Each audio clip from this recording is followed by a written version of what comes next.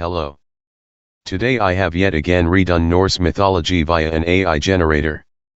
This time I wish to make a version of the Utgard-Loki myth. And this is based on the Prose Edda, which is the only source that talks about this myth. But the myth after this is in this video because it has some relevance to the story. But if I ever make more of these videos, I will include the Poetic Edda's version. Anyways, let's get on to the video. A young boy stood around a campfire. He was with his old and new friends. A topic of Thor began to ignite. The boy curious, he inquired within. Has Thor ever failed before? In his quest for glory and hope? The older friend laughed as he tried to recall. And in a gruff voice began to tell a tale. The travelers, Thor and Loki, arrived at the peasant's house.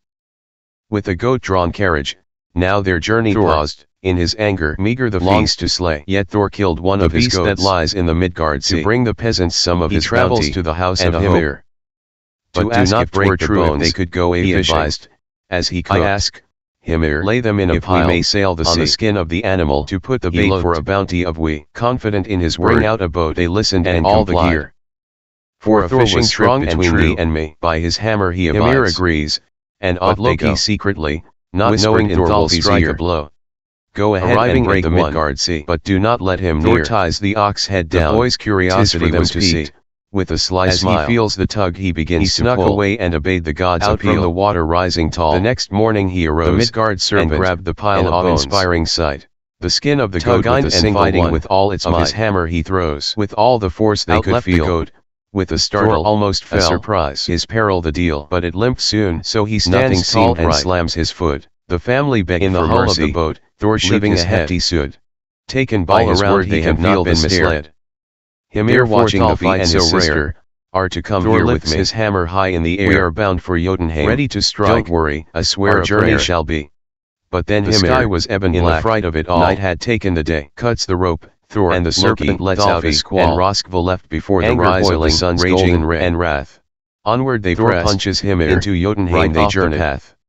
Midst the journey they also soon stumbled upon a large house they observed back to shore quite slowly. What is this strange place? As the boat drifts near the dock, Thor queried aloud. Thor, Loki still in anger, perhaps we should look inside? Thjalfi then said, so with a murmured let's have a peek inside. They prodded forward, into a portal that was just a large hole on the side. The house was enveloped in darkness, but yet the foursome stayed. For it seemed no one wanted to wander off and get lost in the cold glade. Then, come the next morning, in that very house they awoke. Bemused they stood, so much to see, so much yet to explore. But as the foursome left, a hulking giant they then met. Standing tall with a mighty club, his introduction, he soon did set. My name is Skrymir, his voice boomed, grand and fierce. And this house, he said, is my glove, now and henceforth. Marveled, the foursome continued, each wondering what would be next. When the giant Skrymir then asked if he would be able to travel with the crew, Thor didn't know what to accept. But Loki mimicked a sly smirk, as Roskva and Thjalfi gave no other choice but consent. Thus onward the foursome and the giant Skrymir marched through lands vast and deep. A tale and a jaunt, of an adventure so grand, 4 further days yet to reap.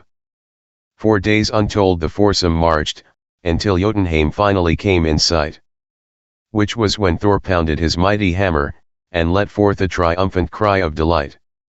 The brave four, Thor, Loki, Thjalfi and Roskva, set off on their journey through Jotunheim. In tow was Skrymir, a giant man bent on the mission. He toted his bag of food from nigh distant dominion. We'll eat and retire to our rest, Skrymir declared. His friends fell asleep in the night and the giant was spared. Thor rose in the night, curiosity birthed from the mood. To knowing what lay in the bag of food. He pulled and he tugged, the solid bag of chow. But Thor was unsurprisingly unable to unbind its hold. Out of frustration did Thor raise his hammer high. 'Twas enough to stir the giant's slumber, to his fear he did cry. Did a mighty acorn fall upon me here? Skrymir bellowed so loudly with fear and dread clear. Thor said nothing, resigned in his heart to not cause commotion. So they all fell again into a tired and deep slumber. When morning came Skrymir espied. In the horizon shone the castle of Utgard flies. He warned of the giants, gargantuan like him. Thor and the others could only look in wild whim. The giant departed, his treasured bag in tow. Whilst he and his friends had heard and seen enough to behold the memories of their journey strong, despite the sadness and dread. Let us remember Thor, Loki, Thalfi, and Röskva and the force of Skrymir's bag of food that can't be shed. Loki, Thor, Thalfi, and Röskva finished their journey, quite a cause. To the castle Utgard came their ill-fated support, where none of the four quite knew what to expect. Onward they push, reach the great walls.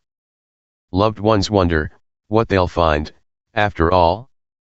Finally arrive, see a massive gate. The four think it's far too late. Arc of the entrance too huge and mile wide.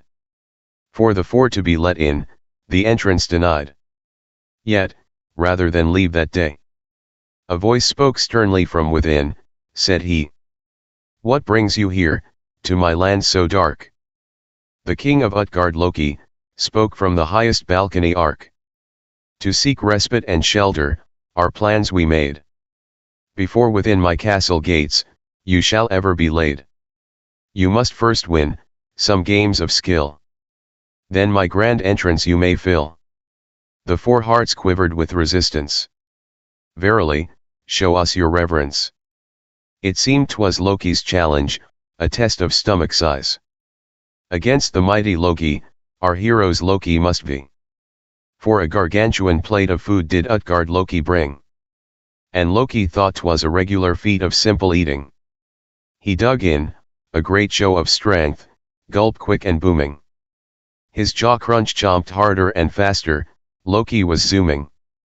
A filling, a fury, a trail of gusto and haste. But Loki, he spied what Loki he hadn't yet faced. For, in the corner of Loki's mind it was clear as could be. A key factor of this glutful game was something he'd not yet seen. Loki stood tall and grinned, and shouted, with great and booming voice. Ye have yet to note what I told ye, the trolley is still mine choice. Ah, then did Loki realize his error, and oh so late. That devourment of the trolley was to be supreme fate. With a final gulp Loki conceded, Loki did win the day. For Loki's hunger met its match, but smartpants Loki's found the way. Thalfi stood as if in shock. For a race with Hugi had been mocked. He thought a victory for sure. But was abruptly feeling less secure. Utgard-Loki had designed a plan to challenge the heroes one by one. The first race had set his eye on Thalfi, whose pace and speed held so much pride and glee. On the starting line they line up quick. Thalfi with sure confidence and Hugi with a smirk. The umpire shouts, on your mark, get set. Thalfi sprints off with his best yet. He tried so hard to keep up ahead. But Hugi was faster by far, and instead, Thalfi lost to the opponent's cunning, which left Thalfi's confidence dwindling. And with a thought to challenge again, Thalfi cast his eyes to race anew, then he asked of the umpire the chance for a rematch. But alas, to Thalfi's dismay the same outcome was the feedback. In a moment of desperation he withdrew. For a rematch was of his effort and view. That he had to admit defeat against Hugi's superior speed. But what was not yet known, he would learn a valuable deed. That in races of life the greatest wins are earned by those who rise and still learn. Strength and speed would need to be the least. But more important, wisdom and judgment are a skill to be practiced and shown with the utmost of finesse. Another one for you, Thor! Cried Utgard-Loki with thunderous roar. He presented a large horn and told Thor to drink it be his third challenge barred.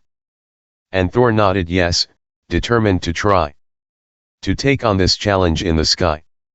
He drank a portion of water, then again, and again.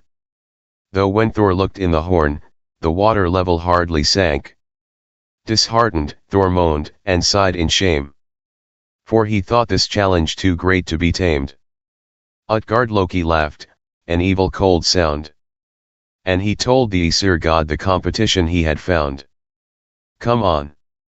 Give me another challenge. Thor's voice boomed through the air, making Utgard-Loki frightened, so he rose from his chair. He went off to the corner, nearly out of sight, where his pet lumbered towards him in the pale moonlight. It was a giant cat, with eyes as blue as the sky. And it was bigger than Thor, so Utgard-Loki let out a quiet sigh. I present you a challenge that you cannot resist. Lift my cat, with your might, and you will have the best. Otherwise, you will fail, so go ahead and try. For I can guarantee, this cat is no small fry. Thor gritted his teeth in a fit of rage. His eyes were fixed on the challenge, as if it was his last page.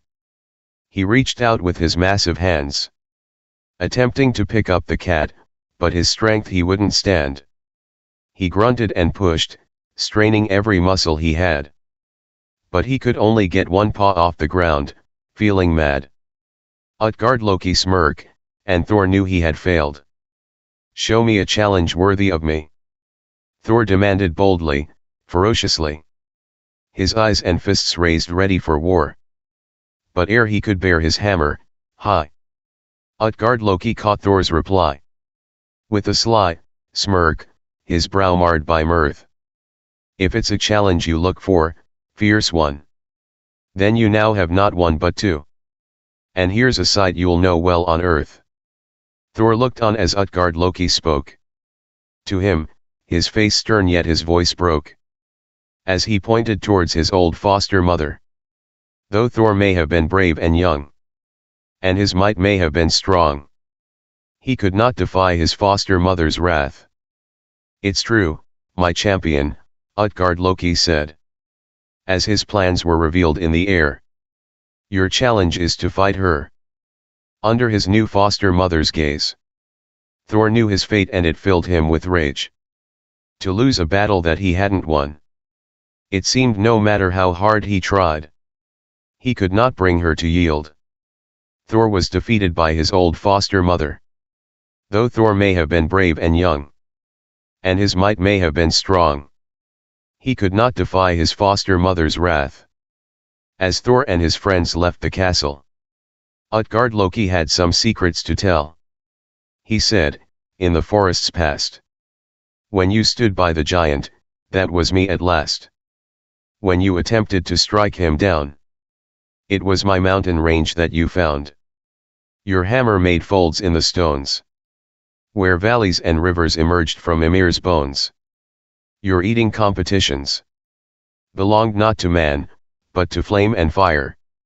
Loki, the huge eater you saw, was a wildfire of terror and awe. Your racing contender, swift Hugi, was none other than my thought.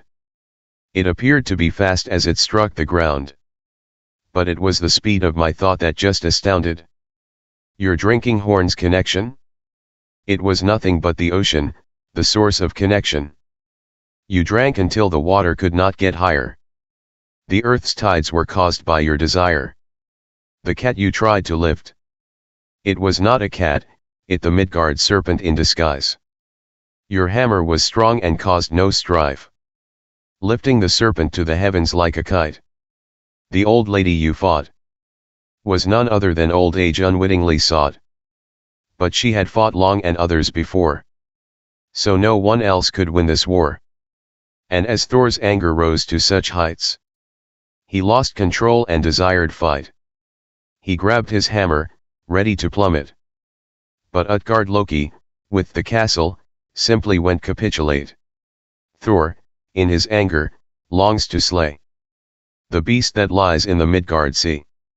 He travels to the house of Ymir, to ask if 'twere true if they could go a-fishing. I ask, Ymir, if we may sail the sea, to put the bait for a bounty of we. Bring out a boat, and all the gear. for a fishing trip between thee and me. Hymir agrees, and off they go. Not knowing Thor will strike a blow. Arriving at the Midgard Sea, Thor ties the ox head down, 'tis for them to see. As he feels the tug he begins to pull. Out from the water rising tall. The Midgard serpent, an awe-inspiring sight. Tugging and fighting with all its might. With all the force they could feel. Thor almost fell, his peril the deal. So he stands tall and slams his foot in the hull of the boat, leaving a hefty soot. All around he can feel the stare. Hymir watching the fight so rare. Thor lifts his hammer high in the air. Ready to strike, swear a prayer. But then Hymir, in the fright of it all, cuts the rope, and the serpent lets out a squall. Anger boiling, raging, and wrath.